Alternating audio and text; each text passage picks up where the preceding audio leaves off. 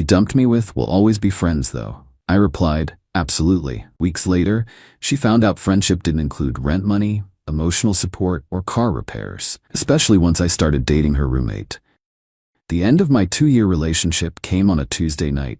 It wasn't a shouting match or a dramatic, tear-filled fight. It was quiet, condescending, and ended with the most insulting sentence a person can hear. We'll always be friends, though. My now ex, Amber, had been acting distant for weeks. She's an artist, or at least that's what she calls herself.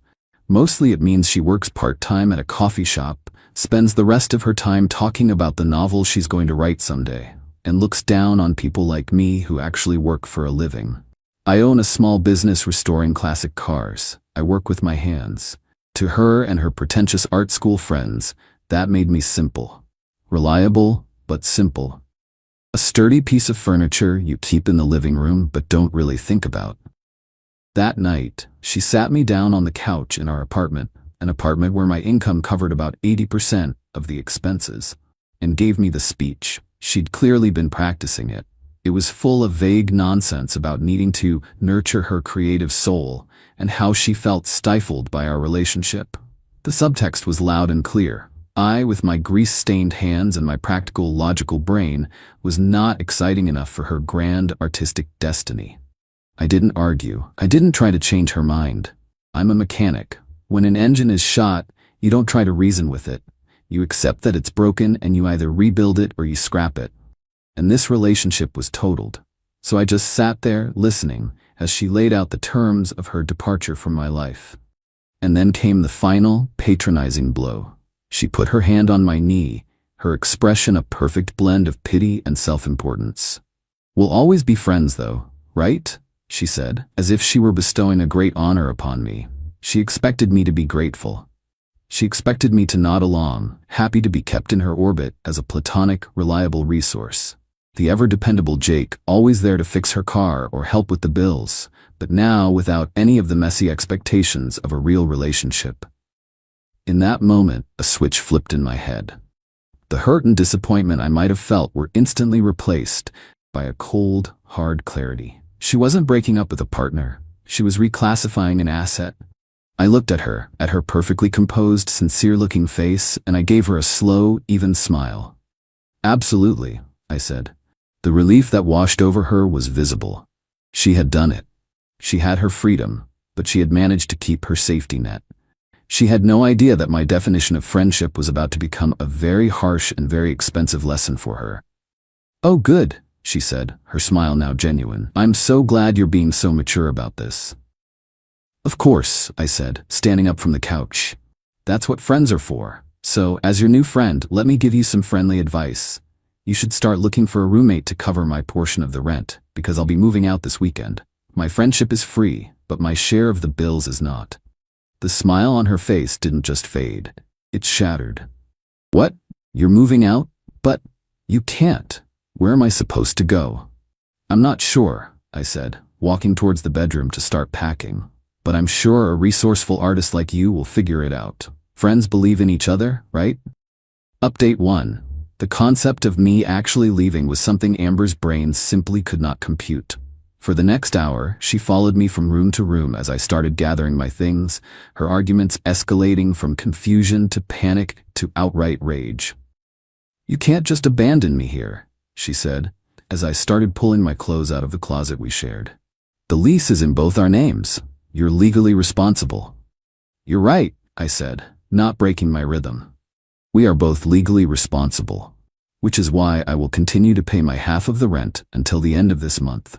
That gives you about 3.5 weeks to find a new roommate to take over my spot.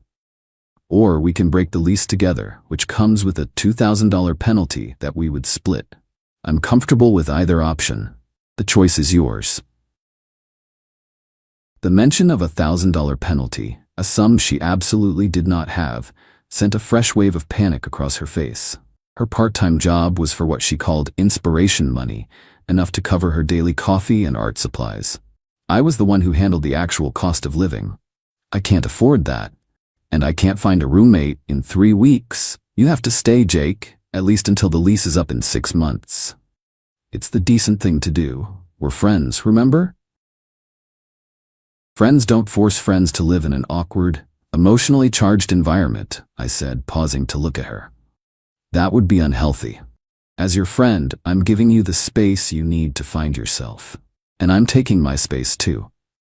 It was at that moment that our third roommate, Maya, came home. Maya was a veterinary technician who rented the apartment's small second bedroom. She was quiet, worked insane hours, and generally tried to stay as far away from Amber's constant low-grade drama as possible.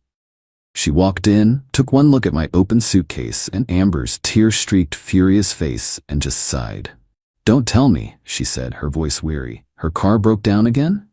"Worse," Amber wailed, turning to her for support. "He's leaving me. He's moving out." Maya's eyes met mine over Amber's head. I just gave a small, tired shrug. "We broke up," I explained. "I'm getting my things. I'm paid up through the end of the month. After that, you'll have a new roommate." Maya's expression was unreadable, but she gave a slow, deliberate nod. "Okay," she said. Then, without another word, she disappeared into her room and closed the door. She was a professional at non-engagement. Amber, deprived of an ally, spent the rest of the weekend trying every manipulation tactic in the book. She cried. She reminisced about our first date. She accused me of being a cold, heartless monster. I didn't take the bait. I just kept packing.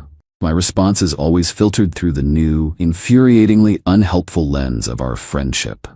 "You're really just going to throw away 2 years of memories?" she'd cry.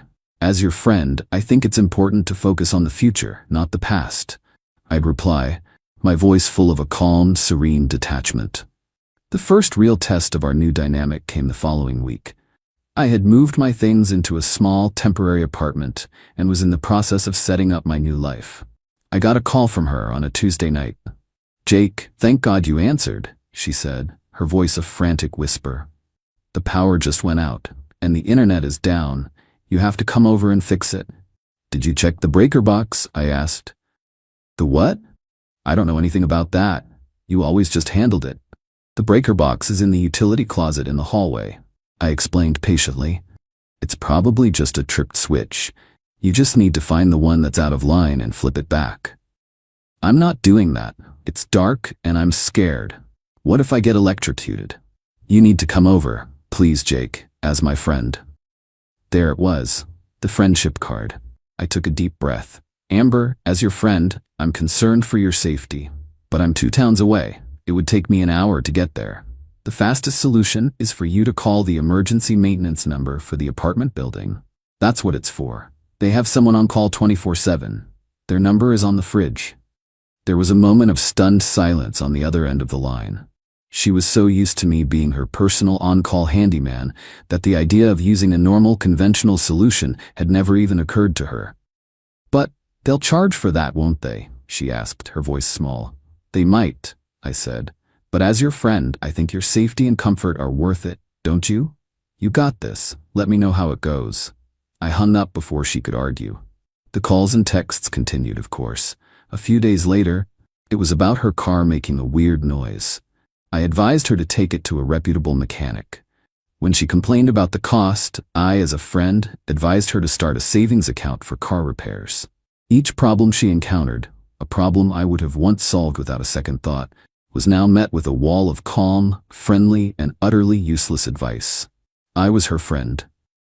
And friends, I was teaching her, don't solve your problems for you. They just pat you on the back and wish you luck. Update 2. The slow-motion implosion of Amber's life continued for the next month, and I had a front-row seat thanks to my new, unlikely friendship with Maya. After I moved out, Maya and I started texting. It began as a sort of battlefield intel exchange. She'd give me a heads up when Amber was having a particularly spectacular meltdown, and I'd offer my sympathies. I learned that Amber's search for a roommate was a complete disaster. She wasn't looking for someone to split the rent. She was looking for a replacement me. The ad she posted was a laundry list of demands. The new roommate had to be clean, quiet, financially stable, and willing to help out with household tasks. She was essentially trying to hire a new live-in boyfriend who would also pay her bills. Unsurprisingly, she had no takers. One evening, Maya texted me, sounding more stressed than usual. Her dog, a scruffy little terrier mix named Buster, was sick He was lethargic and wouldn't eat, and she was starting to panic. The emergency vet clinic was on the other side of town, and she was afraid to take him on the bus. "Amber is out with some new guy she met at a poetry reading," she texted. "I don't know who else to call." I didn't even think about it. "I'm on my way," I replied. I drove her and Buster to the clinic. We spent the next 4 hours in the waiting room, talking about everything and nothing. She told me about the crushing pressure of law school, and I told her about the satisfaction of bringing a classic car back to life with my own hands. We learned that we had the same sarcastic sense of humor, the same no-nonsense approach to life. By the time the vet came out and told us Buster was going to be fine, he had just eaten a sock. Something had shifted between us. I started finding more excuses to see her. I offered to help her with her own car, a beat-up old sedan that was in even worse shape than Amber's.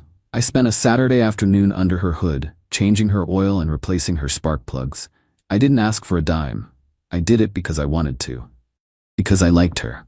We started dating, quietly at first. It was easy. It was fun. There was no drama, no manipulation, just two people who genuinely enjoyed each other's company. We kept it to ourselves. We knew that if Amber found out, it would trigger a Category 5 hurricane of drama. The inevitable confrontation came about 2 months after my breakup with Amber. She had finally, miraculously, found a new roommate. A young grad student who was clearly just desperate for a place to live. I had to go to the apartment to sign the papers to get my name off the lease. Maya had just finished her last final of the semester, so I told her I'd take her out to celebrate afterward. She decided to just come with me to the apartment so we could leave from there. The scene in the living room was tense. The building manager was there, along with the new roommate, who already looked like he was regretting his decision. Amber was being performatively cheerful, talking loudly about her new chapter and how everything happens for a reason. As I was signing the final document, releasing me from all future responsibility for the apartment, Maya, who was standing beside me, reached out and squeezed my hand. A small gesture of support, but to Amber, it was a declaration of war. Her eyes, which had been darting around the room with a manic, false energy, landed on our intertwined hands. The fake smile on her face froze, then cracked. It was like watching a dam break in slow motion. The color drained from her face, and her eyes filled with a look of such profound, venomous betrayal that it actually took me by surprise.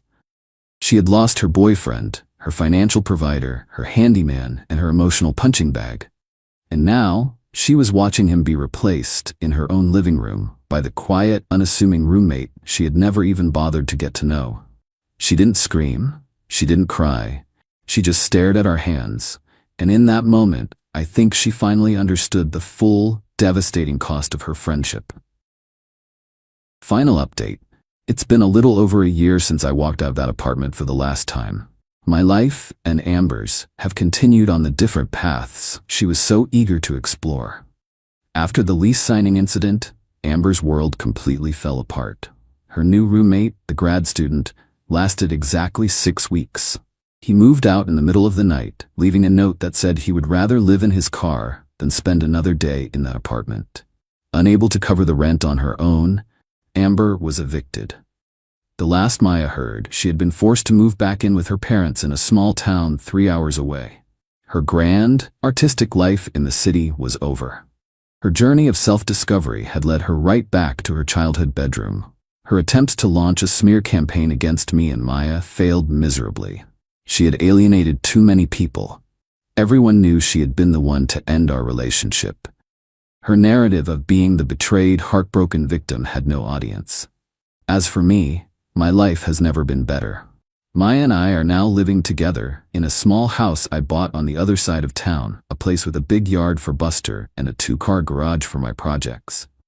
She passed the bar exam and is now working as a junior associate at a downtown law firm. We are a team, a true partnership. We split the bills, we share the chores, and we support each other's ambitions without a hint of resentment or competition. It's the easiest, most natural relationship I've ever been in. My revenge was never a big, dramatic plan. It was just a quiet, consistent refusal to play her game. She wanted to be friends? Fine. I was the best friend she could have. I offered her endless advice and zero actual help. I simply enforced the new boundaries she had created, and I let her experience the full, unfiltered consequences of her own choices. I stepped out of the role of her provider, and her life, which had been built entirely on that foundation, collapsed. Then I built a better life, with a better woman, right under her nose. And that, it turns out, is the most satisfying kind of friendship there is.